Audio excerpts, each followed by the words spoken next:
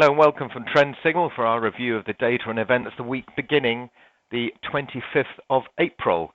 Final week in April, approaching May, and the old saying, sell in May and go away, which typically marks, although that's what people think at least, a more challenging time for equities, but statistically this isn't actually what happens, and remember this is not a normal year as witnessed by moves in Jan and Feb, which were very unseasonal events.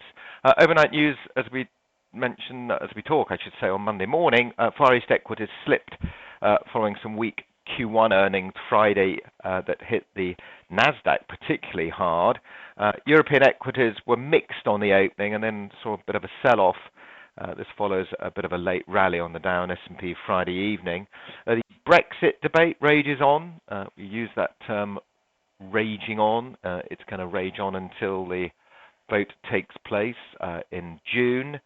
Obama intervention on Friday and Saturday has given the Remain campaign quite a big lift, a decisive week it's been called, making last week a bit of a watershed moment that could create the momentum the Remain camp needs.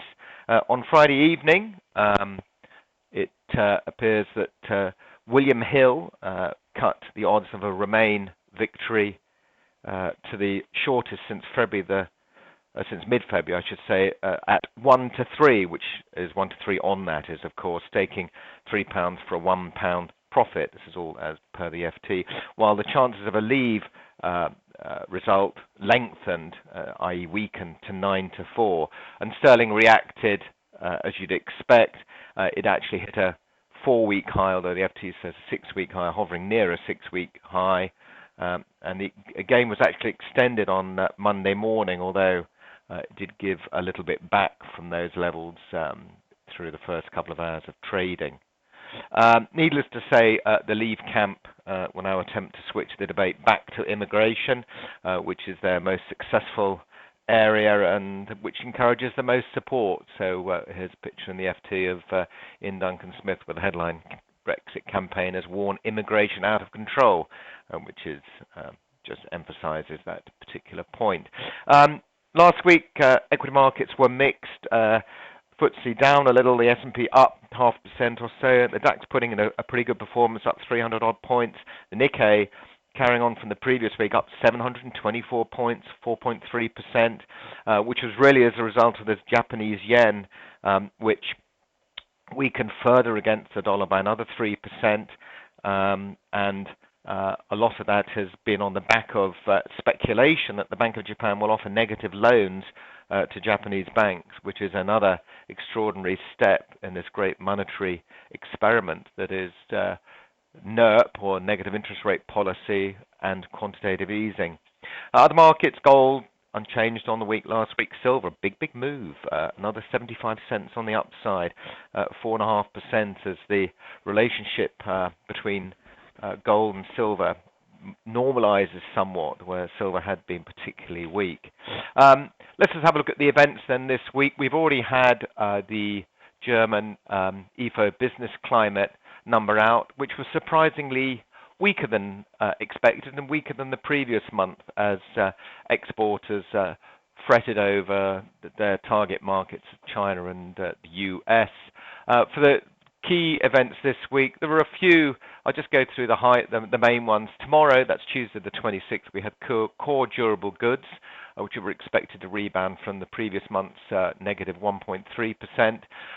We have GDP data out in the UK, Eurozone and the US. On Wednesday is the turn of the UK, where the prelim GDP for Q1 is expected to come in at plus 0.4%, which is weaker than the plus 0.6%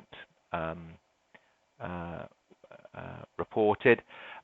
Crude oil inventories on Wednesday, always a highlight for the market, especially for the energy sector, of course, especially with crude oil doing what it has done over the last couple of weeks, moving sharply higher. And then the main event of the week is the FOMC statement. This is the monthly policy meeting of the Federal Reserve, the US Central Bank. We're not expecting any change there. So in a way, whilst it may be the highlight of the week, we don't expect anything. There's only a 2% chance of a rate hike in April. More likely that is going to happen in June, and it's unlikely that the Fed are going to say anything that could cause a move in the dollar, which would upset emerging markets again. So I think they'll play that word game very carefully. We then have probably the more interesting event of the week, which is the Bank of Japan's monthly policy meeting. And there has, as discussed earlier, been speculation about the Bank of Japan providing negative loans, so loans that when taken out they receive interest. So it is a bit of a free cash event in a way. That discussion did actually hit the Japanese yen quite hard on Friday, which has underpinned some of the moves in the Nikkei. Ironically, the Nikkei was a little bit weaker overnight in line with other markets, but the yen has made a considerable move over the last 72 hours. Other than that, we have the GDP number from the States, expecting plus 0.7% from the previous 1.4% reported. Other than that, that's it really. Bank holiday on Friday. All the shenanigans will be over by then with regards to the reaction to the Bank of Japan, of course, on Wednesday night, Thursday morning. That's it. Thank you very much for listening. Bye for now. If you would like more information about trading the right way, Trend Signal is giving you the opportunity to see and hear about its services live at a free online seminar. Take a look at the Trend Signal website for the latest events and to book your free place.